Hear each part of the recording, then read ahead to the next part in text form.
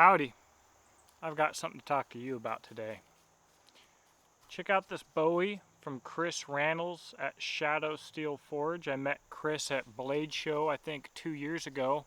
Now this is a custom one-off knife, so this isn't a regular model that you can necessarily order from him, but as a custom maker, you do have some flexibility in what you can order or request, or what you can find when he makes batches. But there are some features on this knife that are fairly unique that I think that you're going to want to check it out, so stick around. Hey, I'm Jake. You're watching the Prepper's Bunker Outdoors. This is a grassroots channel, which means I say exactly what I want and exactly when I want to, unlike probably 95% of other YouTube channels. I do still have to make money, however, and I do that through advertising my businesses primarily. Exodus Knife and Tool for Made in America premium knives, and Beach and Tactical, where I custom make to order rifle slings that I designed in Afghanistan. I do have other ways that the channel can be supported, like Patreon, which is amazingly helpful, and through generic affiliate links where you can buy a wide variety of stuff like PSA and Brownells. No matter what you do, any help is appreciated, especially likes, shares, and comments. So stick around and let's get you right back to the content.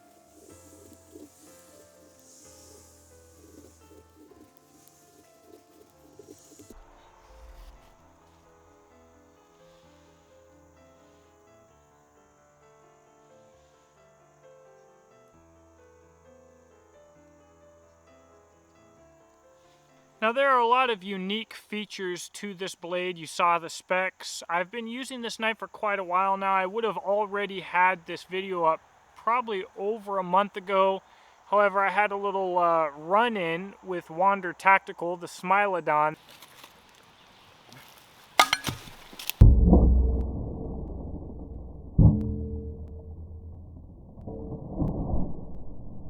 Have some hand damage that kind of put me behind. However, despite the fact that we've seen the specs for the knife, seen what it can do, what I want to talk to you about is this. Let's change the industry and make this a standard in knife reviews. And what I am talking about is edge geometry here. Now, this knife measured out at just over 70 thousandths of an inch behind the edge, which is very, very, very, very, very thick, except for the fact that that micro bevel is almost 1/10 of an inch tall, all right, and is convex. So that makes it a little bit harder to compare edge thickness between this and something with a more standardized micro bevel. So what I will say here is that sometimes when doing certain tasks, like say slicing through potatoes, which I've done quite a bit, it feels slightly thick. It glides well, but still has resistance. Whereas other times, like making my feather stick or doing stuff like that, it feels nicely thin and really glides through the wood very nicely.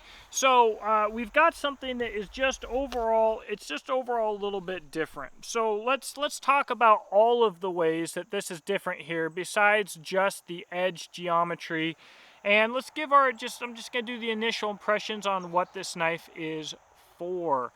So some cool things here, guys. This knife is 1095. It's hard, but one cool feature here is a rounded spine.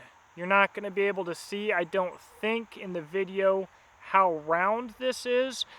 However, you might be surprised that I would look at that favorably, as I'm constantly talking about a square spine, but both a square spine and a round spine are things that are done very purposefully, whereas a normal spine is just a knife that had a square spine that was thrown into a tumbler for a long time. So I like having either round or sharp square.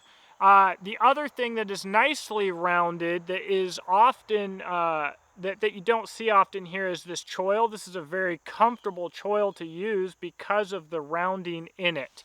So why is this important? This edge geometry here, I've talked quite a bit about how I don't love 1095. I also don't hate 1095. I, oddly enough, have become a guy that is a little bit indifferent. However, what I will say is when you look at square edges, you are looking at stress risers. So by rounding this spine and having your convex edge and having your round edges, you're minimizing stress risers, which means that this knife can be quite hard and can be in 1095, but is going to very likely be tougher than a knife in a tougher steel that is poorly designed with those stress risers. So that's cool. I like the overall aesthetic of the knife, and you know what? Where this really is unique is with the rounded spine here, the rounded choil, and the absolutely fantastically contoured handle scales here. You've got a knife that is overall incredibly comfortable to use. I mean, the knife fits my hand like a glove. It is a joy to have in your hands, and I dare say that this would make a fantastic, albeit incredibly Gucci option as a combat knife. It's very utilitarian, it's very practical, it's not overly large, it's not overly small, and it's not overly specifically designed. It's still very versatile, but it's comfortable to use everywhere. You'll see a lot of very serious combat knives having rounded spines. It does give the strength. It also gives the effort in pushing, the comfort in pushing, etc. So overall here, Shadow Steel Forge, this is an initial impressions review. You know, in about a year I might come back and talk about whether or not it broke, how it's holding up, how the edge is holding up, if I was right, if I was wrong in my initial impressions. But my initial impressions up front here, this is a really, really cool knife. Now it does come with a sheath. The sheath is Kydex, as you see here.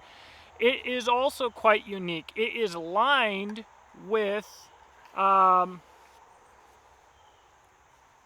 felt.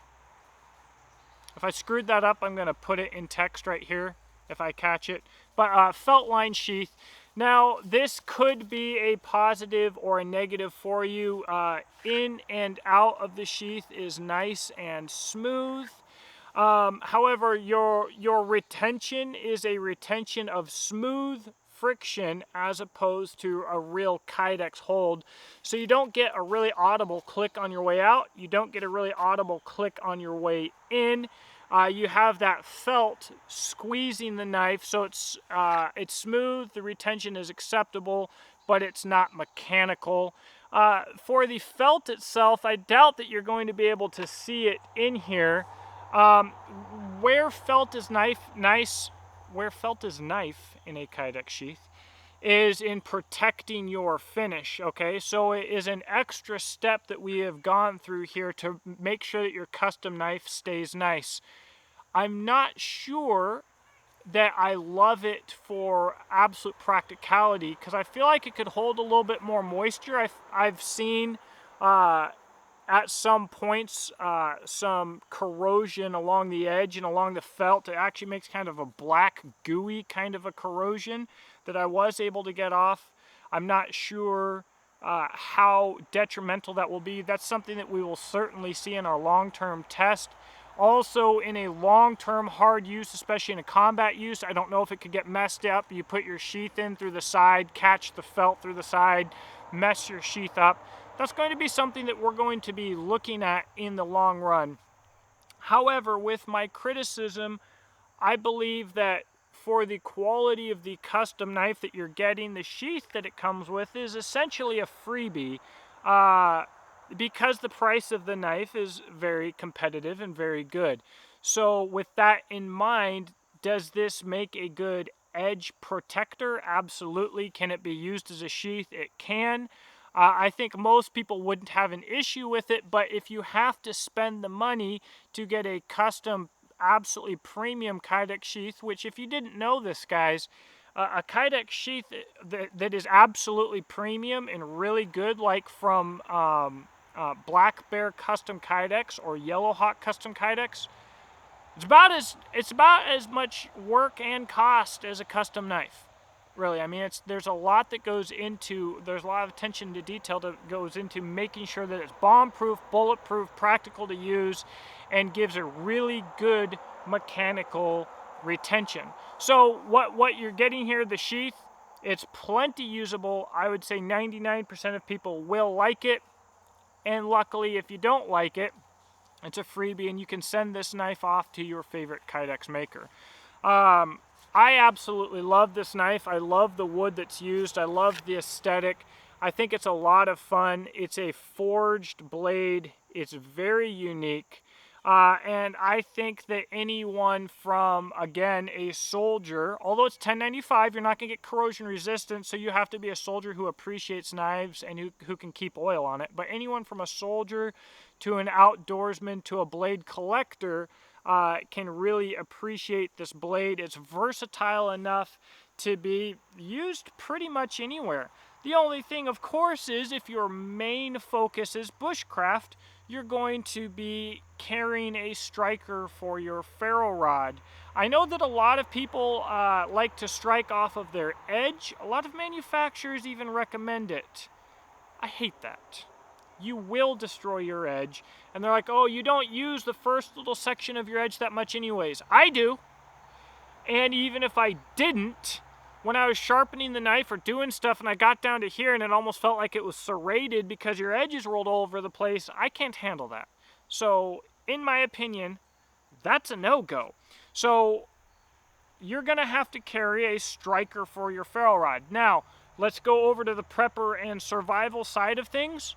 Even if you like to use the spine of your knife as a striker for a ferro rod like I do, you should still have something else to strike it with attached to the ferro rod or to the knife sheath. So that should be a non-issue. And again, this is a custom knife, so if you wanted to ask Chris to make one differently, I believe that he could do so.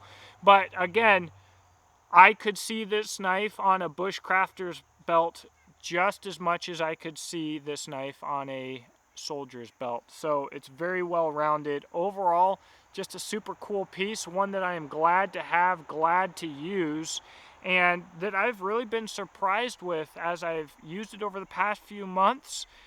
This batoning that I did with it that you saw earlier, that was some really gnarly crap, some thick knots, and the black that was left on the wood, I'll show you here. The black that was left on the wood, that's what a blade leaves when you're really putting the work to it. This is a maple. It is a harder wood. When it's straight grained, it feels fairly soft, but you get into these knots and they are absolutely not a joke. So, you know, it's just a really cool knife, and it's a piece of art, and you're not often going to find even a person who forges their knives do as much forging as he does, forging in bevels before grinding, and having just a really unique old school piece.